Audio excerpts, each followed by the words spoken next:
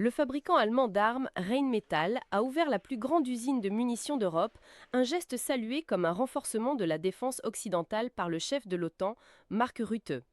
Occupant 3000 m², l'usine à Unterlüß, dans le nord de l'Allemagne, sera capable de produire 35 000 obus d'artillerie par an d'ici 2027.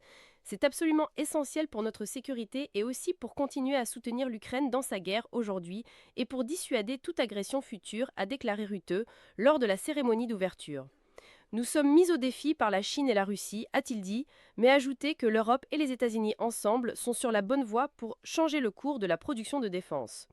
L'Europe a fait des progrès pour augmenter la production d'armes et accroître la préparation militaire après l'invasion à grande échelle de l'Ukraine par la Russie en 2022, accélérant les efforts alors que le président américain Donald Trump a demandé au continent de prendre plus de responsabilités pour la défense.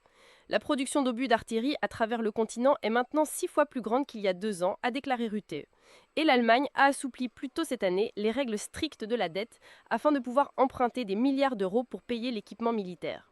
S'exprimant aux côtés de Rutte lors de la cérémonie d'ouverture, le ministre allemand de la Défense, Boris Pistorius, a déclaré que l'Europe ne peut pas faire face aux défis de sécurité si elle ne développe pas sa base industrielle pour transformer les promesses de dépenses en capacités concrètes.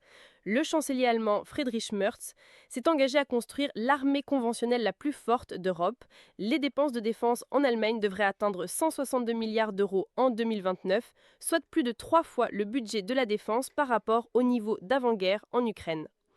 Rheinmetall produit déjà des armes et des munitions pour le char Léopard 2 qui a été utilisé par l'armée ukrainienne, tout en ayant également signé un accord de 550 millions d'euros avec la Roumanie pour une usine qui devrait être achevée dans les 18 prochains mois.